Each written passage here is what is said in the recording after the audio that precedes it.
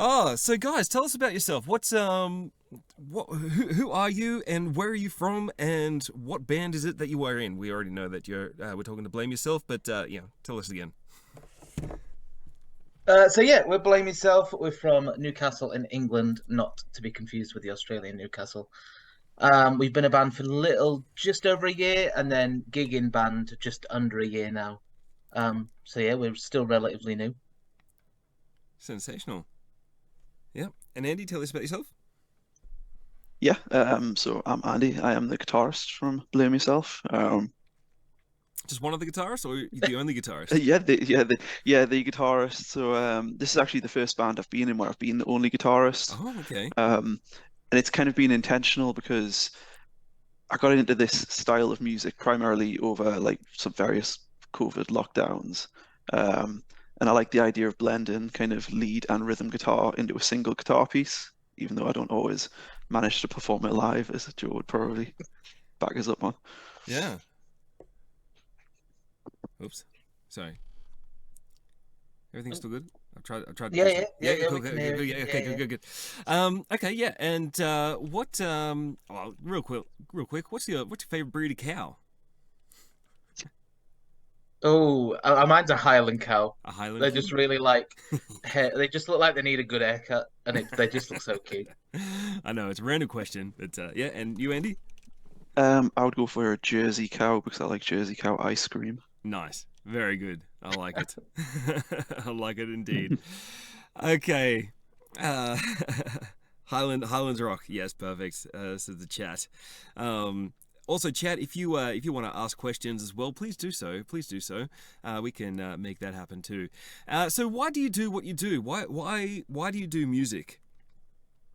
Maybe Oh first for well, yourself as an individual, and then maybe as a collective in Blame Yourself. I learnt drums on a whim back in high school. Just like my friend knew how to play. We were bored one day, and I was like, "Oh, teach me something." And then I just fell in love, and it just sort of went on and on. And here I am, like 12, 13 years later, still trying to do music averagely, I'd say. Yeah, for me, I think I probably started playing guitar when I was about 5 years old. I think walked past my dad's bedroom and he was playing "Come As You Are" by Nirvana on his guitar, and I was like, "What's that song and how do you do that?" And that made us just want to play guitar, and I did it basically ever since Fantastic. then. What a great what a great introduction. Yeah, so "Come As You Are" is a fantastic song, um, by Nirvana as well. And do you still listen to Nirvana now? Yeah, I do. I'd still go back and listen to Nevermind like a couple of times a year, and obviously it still holds up. Music tastes changed over time, but you can't fault it as an album, can you? Or Mm, as an mm. artist in Yeah, general. absolutely. And what about Blame Yourself? What's Blame Yourself's overall reason? Is there one? So, well, I guess again, kind of going back to my other answer, over lockdown, I was sitting there by myself writing 10, 15-second clips of music that I thought were like quite nice little ideas. Mm. Um, we got out of lockdown. I wasn't in a band at that point, and I had this like folder of, I wouldn't say songs, but I'd say a folder of ideas. Mm. And I just decided, like, right, one day I was like, right, I need to do something with these. I think it took 4 hours to form Blame Yourself. So me, Joe, and the drummer Kev, there's a website called Join My Band. We met on there, found each other. Well, I found them on there, and Nick, the singer, I knew him from playing with him playing with his band in a previous one of my bands. Kind of got all together and just started basically working through this folder of ideas that I had. And some of them were first single insects. Mm. Within 20 minutes of being in a practice room together, we more or less had that song how it got recorded in the Yeah, end. right.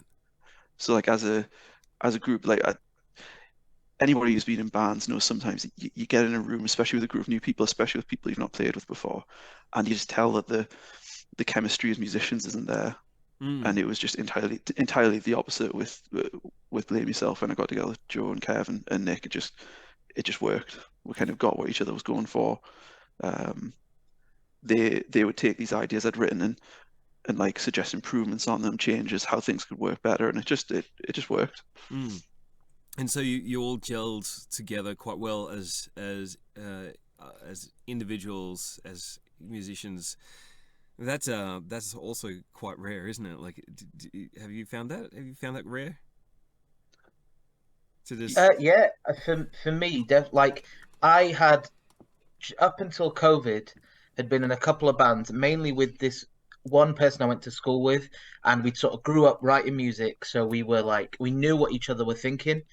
And over COVID, sort of life and COVID obviously split up that band, and I moved about 2 hours away from where I lived up north, and it was really daunting to get into a practice room with people that I didn't know. They knew each other sort of through gigs and that, but to get into a room with three people that I'd never met, didn't know musically, had never even spoke to, and for it to gel that well after sort of having a couple of practices with other sort of bands and that it just didn't gel. That happens. That's nothing like to do with Mm, anyone as a musician or anything. It just didn't gel. Um, it was really nice to just sort of click with other people. yeah, Bear in mind, absolutely. this is the same Joe that 1 year ago he was like, I just want to play a little bit of music. I'm not bothered about gigging. I don't want to record. And then a year later, he's gigging, recording, running his own promotions company again, putting on festivals in the area. He's only been in this city for a year or two, and he's like kind of cemented himself within the local scene as like people are coming and going like, Joe, you know people, and he's like, do I? Like I've only just moved here. It's one of them things that you'll know as a musician, like you never really get away from it. Like you might have a break, but as soon as you dip your toe back in that water, you're in it fully. Like there's no sort of, oh, I'll do it. I'll do a little bit. I'll do a little bit. It just never Yeah, ever yeah. happens. I very, very, very much understand that. And so Joe, I heard that a little bit, and I know we're going a little bit off script now, but that's okay. So you do a lot more outside of the band as well. So you're doing promotions company. Did I hear that right? Yes, as of next year, it'll be 10 years since I've been started putting on gigs. It was one of the things that me and a friend that was in a previous band were just sick of promoters that were all in it for the money. And I don't know what it's like in Australia, but in here in England, like if you are gigging sort of locally, there's not much money in it. Like you No. can make a bit here and there, you can cover costs or whatever, but you don't make money. Mm. And we were just sick of like as 17, 18-year-olds who were just passionate about music. We were emailing people in cities going, look, we will turn up for free, we will play as you open doors, play a 20-minute set, and we will get off stage. Don't want any money. We just want that chance of Mm. 20 minutes experience on stage in a new city. And we were getting emails like, oh, if you can't bring 100 people, don't bother emailing. If you can't bring 50 people, don't bother emailing.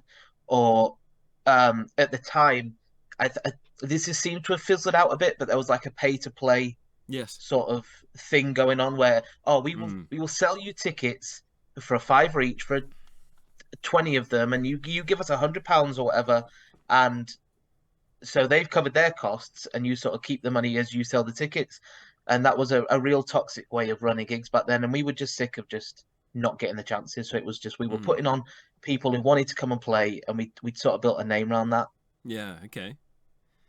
Well, that's really interesting. Yeah, so we do have a very similar, like, so pay to play is still very uh, it's the done thing to do in Australia. There are Right. some venues that do it a lot better than others.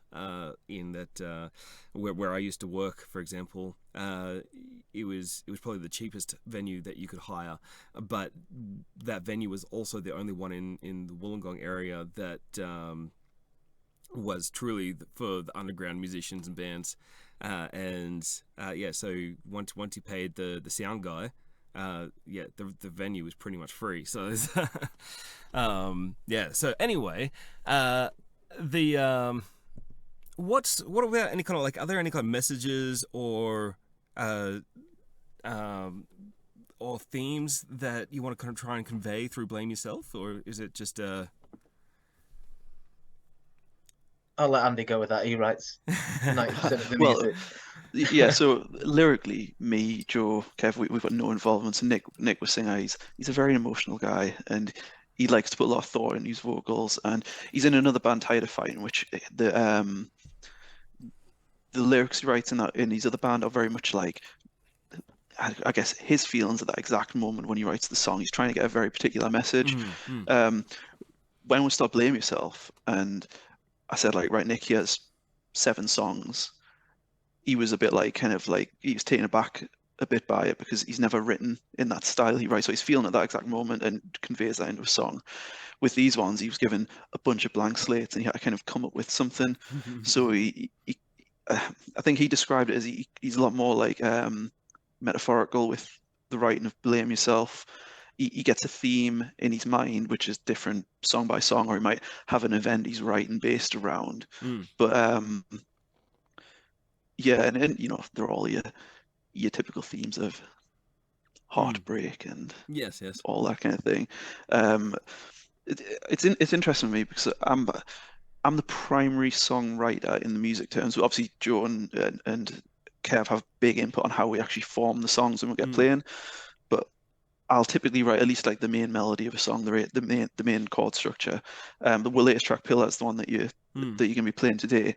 I remember writing that one, and I codenamed that one. I think I called it Mountains when I first wrote it, Sure. because in my mind, I don't know what it's like when you write songs. You kind of picture what it is you feel when you're writing the piece of music. Mm. And even though I wasn't writing words, I had an idea of just something like large and grand, but kind of alone was Mm. the kind of thing I thought when I was writing that specific chord structure.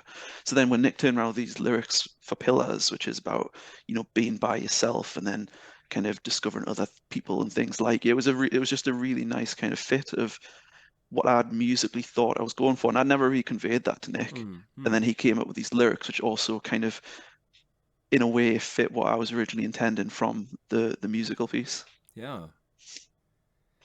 That's I really think also yeah. you so Also, sorry. I think that's really interesting that you write the whole musical component without the lyrics. That's yeah, that's like I tend to write. So for myself, I tend to write the music first also, but I generally like start with just like a riff or just like like a 4 bar idea and then see what emotions come up when that happens, and then I start writing down Mm. lyrics to it. Yeah, but I do like that. I think yeah, I do like that. And Joseph, you were saying? I think Nick sort of used Blame Yourself as well to sort of expand how he writes Sure. lyrics. Like, Yeah, absolutely. he sort of said when we first started that he would prefer to have the bit of music, take it away, write lyrics, a couple of revisions or whatever, and then come back. But he sort of said more recently that like he'll be in a practice room with us and we'll be writing something and he will try and get some sort of at least foundation there and then. And I don't think he would ever do that Mm. before. So I think this is sort of allowing him to sort of be a bit more playful. As Andy said, he's a bit more metaphorical, like Glue, which you play quite often. I think is more metaphorical. Like he's put himself. It's about sort of I think being stuck in a rut and being like either addicted to alcohol or Mm. drugs or whatever, and you're stuck in this relationship, and you know that this relationship is great, but your behavior as an addict or whatever is harming that, and you're stuck. Hence the sort of metaphor of glue in that. Yeah. And Yeah. obviously, I don't think he's been through anything like that, but he's put himself in that Mm. position, thought about it, and wrote those lyrics a bit more metaphorically than obviously he would in his other band. I really like that because you are playing with uh, the. I think you are playing more creatively, like with the lyrical sense, and that's why I think that's part of the reason why I like Glue. Actually, is because I go that is a part of the so those combination of words and how it all comes together around Glue. Uh, I haven't heard that before, so I like that. I really like that. So well done there. And I think I might take it to the chat. How do you guys write chat? If you're still listening in, how do you guys write your lyrics? If you are a singer songwriter, let us know. Let us know how you would write lyrics. So on the show, we do have a lot of bands and artists who feel like they're getting nowhere. What could you say to them that might encourage them to keep at it, or even encourage yourselves to keep at it? it's a tough one because obviously, we we aren't anywhere as of yet. So Of like course. we haven't obviously we haven't broken through, but you know, I suppose going back to what I was saying about Joe when we started this band, his intention was, and mine as well, if I'm being honest, was I'd be happy if I did like, a gig here and there, or, if we got a chance of recording a song. I think it's more about being happy in whatever space you get to as a band. Like, you don't have to worry about getting somewhere if you're Mm. happy in the position that you're in. So, you know, I'm happy that locally we are getting people who, like our band. That is getting somewhere to me. I'm happy that we've got 4 songs recording now, that we've got t-shirts with the names on them that sometimes people occasionally buy at gigs. Like that is getting somewhere to me. Nice. I like that. I suppose that does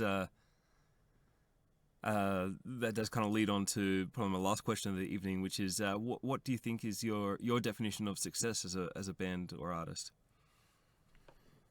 For me, I think when you're younger and you start out bands and sort of gigging and that, you have these sort of grand ideas of you're going to be playing like massive places, crowds, and whatever. And it's only the very rare scenarios that that will happen.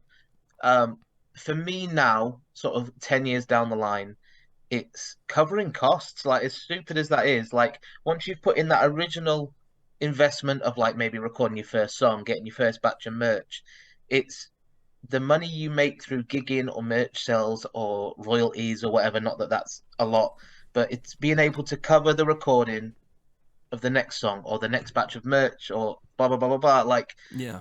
it's being able to not have to keep shelling in money, because I've been in bands where, oh, all right, we'll make a bit here and there, but you're still shelling in hundreds of pounds each to record the next song or get the next bit of merch, get the next whatever. And it's just, if you're in that cycle, it's difficult to get out of.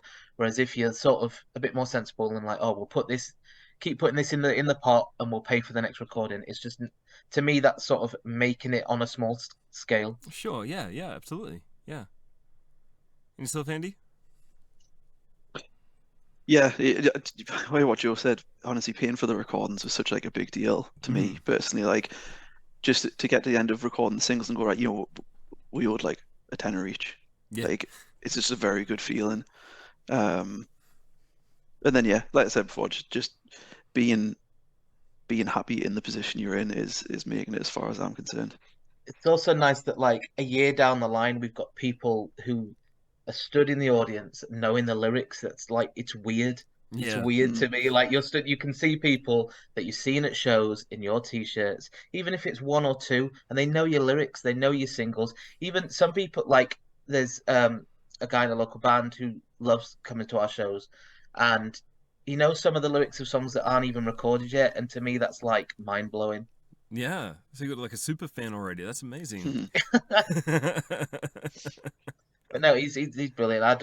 I just love what we're doing at the minute. So That's that great. in a way, it's making it as well. Mm. And Joe and Andy, I know it's so good that you're both giving back to the community as well, and I love that Joe, you keep coming back to the show and sharing all these music. So you share stuff from Blame Yourself, but you also share music and bands and artists from all over the UK and all over the world that again needs to be heard as well, and that's what we are all about here. I love the community. Thank you so much, Joseph and Andy, for joining in and being a part of the show in this way. No worries. Thank you for Thank having you for us. having us. And yeah, so we're going to sign off there, and I'm going to go back over here